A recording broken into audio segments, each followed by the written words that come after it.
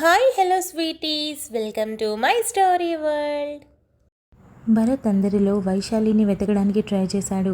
ఎక్కడ కనిపించకపోవడంతో వైట్ లెహంగా కదా, బాగానే గుర్తుపట్టొచ్చు కదా అని అనుకుంటూ ఉండగా తన భుజం మీద చెయ్యి పడడంతో వెనక్కి తిరిగి చూశాడు.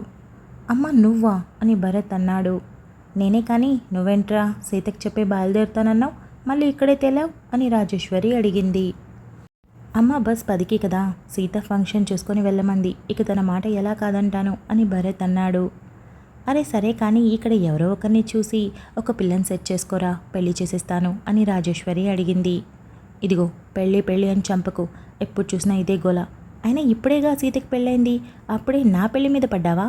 ఈ పెళ్ళిని ఒక నెల రోజులన్నా ఎంజాయ్ చేయమ్మా అని భరత్ అన్నాడు. రే అది కాదురా, మన సీత మొగుడు ఉన్నాడు కదా రామ్, తనకు ఒక చెల్లి ఉంది తెలుసా, ఎంత బాగుందో ఆ అమ్మాయిని చూడ్రా, చక్క ఒకే ఇంటికి నువ్వు సీత వెళ్ళినట్టు అవుతుంది అని రాజేశ్వరి మురిపెంగా అనింది. ఎవరు? వైశాలినా? అమ్మ నీ మైండ్ దొబ్బిందా అని భరత్ అన్నాడు. హా అవునరా, నీకు తెలుసా, మాట్లాడావా, బాగుంది కదా, పిల్ల మాట తీరు కూడా ఎంత బాగుందో, నాకైతే భలే నచ్చింది. ఇకపోతే సీత అత్తగారు ఉన్నారు కదా, వాళ్ళ చెల్లెలి కూతురు కూడా ఉంది, కానీ ఆ అమ్మాయి మరీ చిన్నదవుతుందిరా, ఇప్పుడే డిగ్రీ ఫస్ట్ ఇయర్ అంట అని రాజేశ్వరి మొహం విరక్తిగా పెట్టుకొని దిగులుగా చెప్పింది. ఇదిగో అమ్మ, నువ్వు తాగే కాఫీలో ఈసారి చక్కెర బదులు ఉప్పు కలిపిచ్చేస్తా చెప్తున్నా అని భరత్ అన్నాడు. ముడ్డి కిందకి 28 ఏళ్ళు వచ్చేసాయి, ఇంకా ఎప్పుడు పెళ్లి చేసుకుంటావు నువ్వు? అరే పెళ్లి చేసుకొని 1 సంవత్సరం ఎంజాయ్ చేసి ఆ తర్వాత పిల్లల్ని కనేసరికి 30 దాటేస్తాయి, నా మాట విని చేసుకోరా అని రాజేశ్వరి గోముగా అడిగింది. ఇదిగో నువ్వు నా టైం వేస్ట్ చేస్తున్నావు, నువ్వు పో అని భరత్ అక్కడి నుండి జారుకున్నాడు. భరత్ చూసి చూసి వైషు కనిపించక స్టేజ్ మీదకి వెళ్ళి ఇంకేంట్రా నేను బయలుదేరుతాను అని భరత్ అన్నాడు. ఇంకో 2 డేస్ లీవ్ తీసుకోవాల్సింది అని రామ్ అన్నాడు. లేదు బావా, నెక్స్ట్ టైం చూస్తాను, అంటే నేను ఒక 2 months బ్యాక్ 1 వీక్ లీవ్ తీసుకొని వచ్చాను, మళ్ళీ ఇప్పుడే అంటే కొంచెం కష్టం, పైగా ప్రాజెక్ట్ రన్ అవుతుంది, సో ఈ టైంలో బిజీ ఉంటాం కదా, ఇకపోతే మీరు వీలు చూసుకొని బెంగళూరు రావచ్చు కదా, అటు నుండి ఊటీ కొడైకెనాల్ ఇలా మంచి మంచి ప్లేసెస్ ఉన్నాయి, అన్నీ తిరుగుదాం అని భరత్ అన్నాడు. తప్పకుండా అని రామ్ అన్నాడు. సరే మరి ఆల్ ద బెస్ట్, మీరు హ్యాపీగా ఉండాలి ఇప్పుడు ఇంకెప్పుడు అని భరత్ చెప్పి అక్కడి నుండి వాళ్ళ అమ్మ దగ్గరికి వెళ్ళి వెనుక నుండి హక్ చేసుకొని అమ్మ బాయ్ అని అటు ఇటు ఊపేస్తూ చెప్పాడు. ఇదంతా లాస్ట్లో ఒక మూల కుర్చీలో కూలబడిన వైశాలి చూస్తూ అబ్బో అని అనుకుని బాగా చూసి ఈ ఆంటీనా, మొన్న పెళ్లిలో భలే మాట్లాడింది, కానీ వీడికి వాళ్ళ అమ్మ పోలిక ఒకటి రాలేదు అని అనుకుంది. రాజేశ్వరి భరత్ చేతులు పట్టుకొని బాగా తినరా, తగ్గిపోతున్నావు, అలాగే పెళ్లి గురించి కూడా ఆలోచించున్నానా అని చెప్పింది. భరత్ చుట్టూ ఉన్న తన అత్తల్ని పిన్ని వాళ్ళని పెద్దమ్మల్ని చూసి నా మొహాన్ని చూస్తారేంటి, మీ ఇంట్లో కూడా ఇంకా పెళ్లి కావాల్సిన వాళ్ళు ఉన్నారు కదా, చెప్పండి మీ చెల్లికి, మీ వదినకి, మీ అక్కకి అని అందరి వైపు చూసి చెప్పాడు. చేసుకోరా, నీ పెళ్లి కోటాలో పట్టుచీర కొనుక్కుంటాం అని తనకి అత్త వరసయ్య ఆవిడ అనడంతో ఇదిగో నీకు కావాలంటే కంచికి తీసుకెళ్ళి కంచి పట్టు చీర కొనిస్తా, 1 కాదు 4, నా తరపున మాట్లాడు అని భరత్ అన్నాడు. అయితే నేను నీకు సపోర్ట్ అని అనడంతో సరే నేను బయలుదేరుతున్నాను, అందరికీ బాయ్, జాగ్రత్తగా ఇంటికి వెళ్ళండి, లేట్ అవుతుంది కదా, ముచ్చట్లు పెట్టుకొని రోడ్డు మీద ఆగిపోవద్దు అని భరత్ చెప్పి అమ్మ డాడీకి చెప్పు నేను వెళ్తున్నా అని హడావిడిగా టైం చూసుకుంటూ వెళ్తూ అప్పుడే వైశాలి బయటికి వెళ్ళి చల్లగాలి పీల్చుకుంటూ లెహంగా జారిపోతుంటే దానిని పైకి అనుకుంటూ ఉండగా హే ఇదిగో వైట్ లెహంగా అని భరత్ చూసి పిలిచాడు. వైశాలి వెనక్కి తిరిగి మూతి విరిచి నాకు పేరుంది, అది కూడా చాలా బాగుంటుంది, నీ పేరు అచ్చం బొంగులా ఉంది, నువ్వు నన్ను ఎగతాళి చేస్తున్నావా అని వైశాలి అడిగింది. ఇదిగో నువ్వు నన్ను మిస్అండర్స్టాండ్ చేసుకున్నావు అని భరత్ అన్నాడు. మిస్అండర్స్టాండింగ్ లేదు, మిరపకాయ తొక్కు లేదు అని వైశాలి అనింది. ఏదో ఒక రోజు నువ్వే తెలుసుకుంటావు, అంతవరకు బాయ్ అని భరత్ అనడంతో బాయ్ బాయ్ అని వెటకారంగా చెప్పింది. వామ్మో, ఈ గయ్యాలి గంగమ్మన నన్ను పెళ్లి చేసుకోమని అడిగింది అమ్మ, అమ్మో ఇంకేముంది, నన్ను ఉప్పు పెట్టిన ఊరగాయ చేసి పడేస్తుంది అని అనుకుంటూ భరత్ బయలుదేరాడు.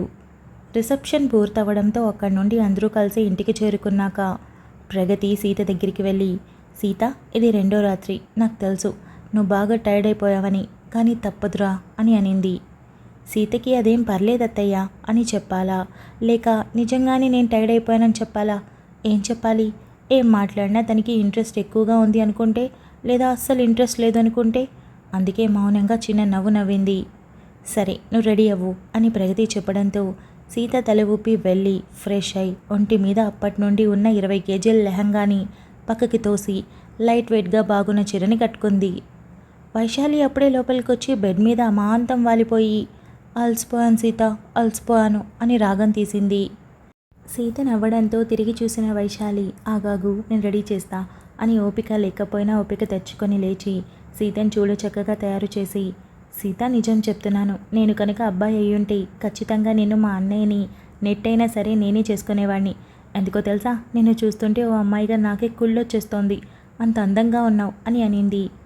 చాలు ఆపు, నువ్వు నాకంటే బాగుంటావు అని సీత అనడంతో, అంత లేదమ్మా, కవర్ డ్రైవ్ చేయకు, చూడొకసారి అని అద్దం వైపు నిలబెట్టి సింపుల్గా చీర కట్టావు, నగలు పెద్ద పెట్టుకోలేదు, జడ జారుగా అల్లుకున్నా, ఏదో కొన్ని పూలు పెట్టుకున్నావు, ఇంతకు మించి ఏమైనా చేసావా? లేదు, కానీ ఎంత అందంగా ఉన్నావు, కాటుకు దిద్దినట్టే ఉంటాయి నీ కళ్ళు, ఎప్పుడూ లిప్స్టిక్ వేసినట్టు ఉండే పెదాలు, మొహం మీద చిన్న మచ్చ కూడా లేదే, చుట్టూ చూస్తే ఈ బారున, మనిషివి చూస్తే ఎత్తుకు తగ్గట్టు లావు, కత్తిలాంటి ఫిగర్వి అని వైశాలి అనడంతో సీత చిన్నగా నవ్వి వైశాలి చేతి మీద కొట్టి, మా అమ్మమ్మ జాగ్రత్త చేయడం వల్ల నాకు జడ పొడవుగా ఉంది, వెయిట్ ఎప్పుడు ఇంతే ఉన్నా, మొహం మీద మచ్చ అంటే నాకు ఎప్పుడు పింపుల్స్ రావు, ఇకపోతే నీకు సీక్రెట్ టిప్ చెప్పినా, లిప్స్ పింక్గా ఉండాలంటే బీట్రూట్తో మసాజ్ చేయి అని నవ్వుతూ చెప్పింది. అంత ఓపిక ఎక్కడిది, ఒక లిప్స్టిక్ రాసుకుంటే సరిపోయే అని వైశాలి అనడంతో సీత గట్టిగా నవ్వింది. నువ్వు ఇదే ఫస్ట్ టైం అన్నయ్య రూమ్ చూస్తున్నావు కదా, వెళ్ళు, ఆ రూమ్లో ఒక ఫేవరెట్ స్పాట్ సూపర్గా ఉంటుంది అని అనింది. సీత నవ్వేంతలో ప్రగతి వచ్చి సీత అని బాలగ్లాస్ చేతికి అందించి, అన్నీ సిద్ధమే, హాల్లో ఎవ్వరూ లేరు, అందరూ వెళ్ళిపోయారు, ఇక ఇంట్లో మనమే ఉన్నాం, ఇబ్బంది పడకు అని చెప్పి, ఒసై నోరు మూసుకొని పడుకో అని వైశాలికి వార్నింగ్ ఇచ్చి వెళ్ళిపోయింది. సీత నవ్వుకొని సరే మరి అని అనడంతో, వెళ్ళమ్మా వెళ్ళు, అక్కడ ఆయన గారు ఫుల్ వెయిటింగ్ అని అనడంతో సీత బ్లష్ అవుతూ అక్కడి నుండి రామ్ రూమ్ వైపు వెళ్ళింది. రామ్ రూమ్లోనే అటు ఇటు తిరుగుతూ ఉండడంతో సీత డోర్ కొట్టగానే తలుపు వైపు చూసి వెళ్ళి డోర్ ఓపెన్ చేశాడు. అదేంటో విచిత్రం, నిన్న చాలా అందంగా కనిపించింది, ఈరోజు ఆ చాలాకి ముందు ఒక 10 చాలాలు పెట్టుకోవాలి అనిపించేంత అందంగా కనిపించడంతో రామ్ రెప్ప వేయడం మరిచి అలానే చూస్తూ ఉన్నాడు. ఏంటి ఇక్కడ నిలబెట్టేస్తావా నన్ను అని సీత అనడంతో, లోపలికి రా అని అడ్డు తప్పుకున్నాడు. సీత లోపలికి వచ్చి రూమ్ డెకరేషన్ అవన్నీ పిచ్చి పిచ్చిగా నచ్చేయడంతో, రామ్ నిజం చెప్తున్నా, నా రూమ్ నీ రూమ్ ముందు కొంచెం కూడా పనికిరాదు, ఎంత బ్యూటిఫుల్గా ఉంది, డెకరేషన్ అయితే అదిరిపోయింది అని అనడంతో రామ్ దగ్గరికి వెళ్ళి సీత చేతిలో ఉన్న పాల గ్లాస్ని తీసుకొని పక్కన పెట్టి తన కళ్ళు మూసి ముందుకు నడు అని అన్నాడు. ఎక్కడికి అని సీత నవ్వడంతో, చెప్తున్నా కదా నడు అని రామ్ అన్నాడు. సరే అని సీత మెల్లగా ఒక్క అడుగు వేసుకుంటూ వెళ్ళడంతో కరెక్ట్గా 7-8 అడుగుల్లో తన కాలికి చల్లగా తగలడంతో, రామ్ ఎక్కడికొచ్చాం అని అడిగింది. రామ్ మెల్లగా కళ్ళకి ఉన్న చేతుల్ని అడ్డు తీయడంతో కళ్ళు తెరిచిన సీతకి బ్లర్గా కనిపించడంతో వాటిని సరిగ్గా నలుపుకొని చూసింది. రామ్ రూమ్ బాల్కనీ ఎంత అందంగా ఉంది, కింద అంతా పచ్చదనంతో ఉన్న గడ్డిపూసతో ఒక పక్కన ఊయల, మరో బెంచ్ మీద చిన్న బోగన్విల్లే ప్లాంట్ పెట్టి, మరోవైపు బుద్ధుడి విగ్రహం పెట్టి ఒక చిన్న టీపై కూడా వేసి ఉంది. పైగా అన్నింటికీ మించి అక్కడ ఒక పరుపు పడుకునేందుకు అన్ని ఏర్పాట్లు చేసి ఆ బెడ్ అంతా పువ్వులతో అందంగా తయారు చేశాడు రామ్. అదంతా చూస్తున్న సీత కళ్ళకి ఎంతో ఇంపుగా ఎంతో ఇష్టంగా తోచి నవ్వుతూ ఆశ్చర్యం నిండిన కళ్ళతో రామ్ వైపు చూసింది. నచ్చిందా? నాకు నా రూమ్ కంటే ఈ బాల్కనీ అంటేనే చాలా ఇష్టం, ఇదంతా ఎప్పుడూ ఉండేదే, కానీ మనం పడుకునేందుకు ఏర్పాట్లు మాత్రం నేనే చేశాను. ఎలాగో మంచు కాలం, చల్లగాలొస్తోంది, ఏసీ అక్కర్లేదు అనుకుంటా అని రామ్ అన్నాడు.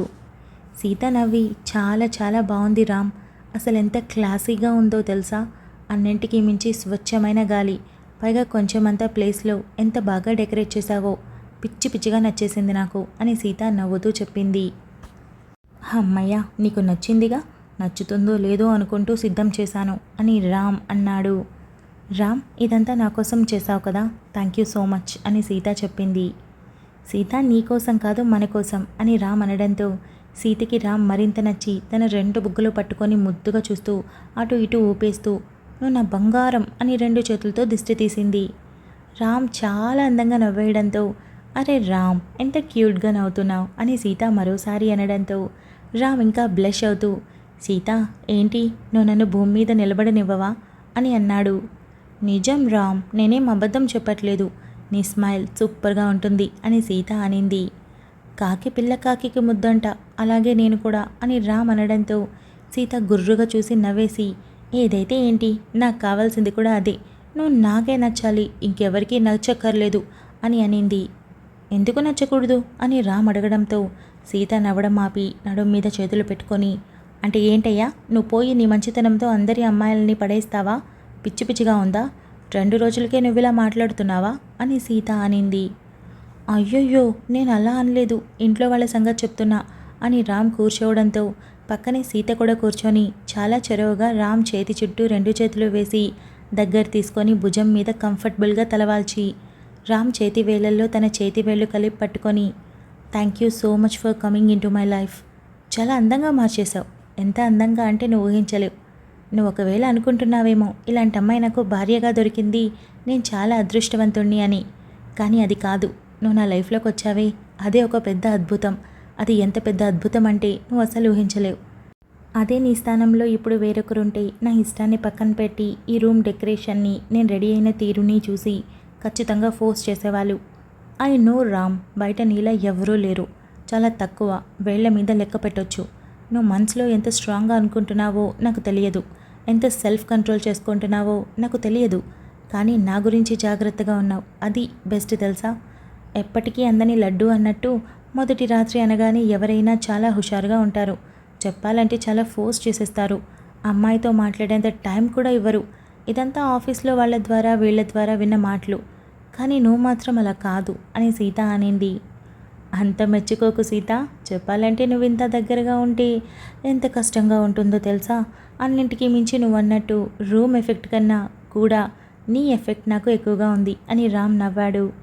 సీత కూడా నవ్వి రామ్ని వదిలి తన మోకాళ్ళ చుట్టూ 2 చేతులు వేసి పట్టుకొని గోడకి తల ఆనించి, నువ్విప్పుడు ఓకే అన్నా కూడా నేను సిద్ధమే రామ్, నాకు ఇష్టమే, కానీ అని అనడంతో, ఆ కానీ ఉంది చూడు, అది ఉండకూడదు, అది లేని రోజు మనం ఇలాగే చేసుకుందాం, చెప్తున్నాను కదా ఇలాగే, ఎందుకంటే మెమరీ ఉండాలి, కేవలం అంతంత మాత్రమే కాదు, ఇష్టం ప్రేమ ఉండాలి. నేను నీకు ప్రతి విషయంలో కంఫర్ట్ ఇవ్వాలి సీత, ఎంత అంటే రెండోసారి నేను ముట్టుకుంటే నువ్వు ఇష్టంగా ఫీల్ అవ్వాలి అలా అని రామ్ అన్నాడు. అయ్యో రామ్, మళ్ళీ నచ్చేశావు అని మళ్ళీ బుగ్గ పట్టుకొని లాగి తన చేతి వేళ్లతో ముద్దు పెట్టుకొని నవ్వడంతో రామ్ కూడా నవ్వేశాడు.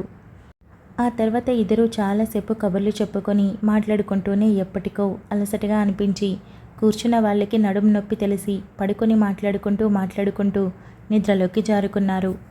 తెల్లారి లేచిన సీతకి రామ్ తన పక్కనే కనిపించడంతో మొహం వైపు చూసి చిన్న స్మైల్తో లేచి, అసలు ఒక అబ్బాయి పక్కన ఇంత కంఫర్ట్గా పడుకోవడం ఏంటో చాలా వింతగా ఉంది, పైగా నాకు ఏమాత్రం ఇబ్బంది కూడా లేదు, పెళ్ళి అనే రిలేషన్లోనే ఏదో ఉంది, ఇకపోతే ఆ వచ్చే అబ్బాయి ఇచ్చే కంఫర్ట్ ఎంత బాగుంటుందో. ఐ లవ్ యూ రామ్ అని మనసులో చెప్పుకొని, ఈ మాట నీకు ఎప్పుడు చెప్పాలి, ఒక మంచి అకేషన్ చూసి చెప్పుకుందాం అని లేచి రూమ్లోకి వెళ్ళింది. ఇక తెల్లారి లేచిన సీతకంతా కొత్తగా మారిపోయింది.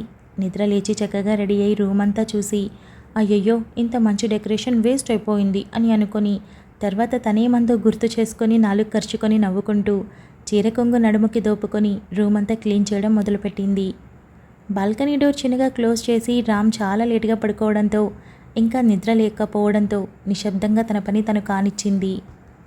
నిద్ర లేచి ఎప్పుడూ డైరెక్ట్గా ఫ్రెష్ అయ్యి ఆఫీస్కి టైం అవుతుందమ్మా, టిఫిన్ పెట్టు అంటూ బయటికి వచ్చేసే సీత ఈరోజు నిద్ర లేవగానే రూమ్ అంతా క్లీన్ చేసేసరికి నడుం పట్టేసి నడుం వెనక్కి చేయి పెట్టుకొని అయ్యో దేవుడా అని అనుకుంటూ ఉండగా రామ్ లోపలికొచ్చి సీత పొజిషన్ చూసి, సీత ఏమైంది అని కింద పూలగుట్ట చూసి, అయ్యయ్యో నిన్నెవరు క్లీన్ చేయమన్నారు, కాంతం వస్తుంది కదా అని అన్నాడు. సీత బిక్కమొహం వేసుకొని, నిజమా, నాకేం తెలుసు, అంటే రూమ్ ఇలా ఉంది కదా, ఎవరైనా వస్తే ఇక్కడ ఏం జరగలేదని అర్థమవుతుంది కదా, అందుకే నేనే క్లీన్ చేశాను, కాంతం అయితే కొంచెం బాగుండేదేమో కదా, నడుం నొప్పి అని సీత అనింది. Thank you so much for listening guys. Update నచ్చినట్టయితే లైక్ చేయండి, షేర్ చేయండి, కమెంట్ చేయండి, అలానే సబ్స్క్రైబ్ చేసుకోండి.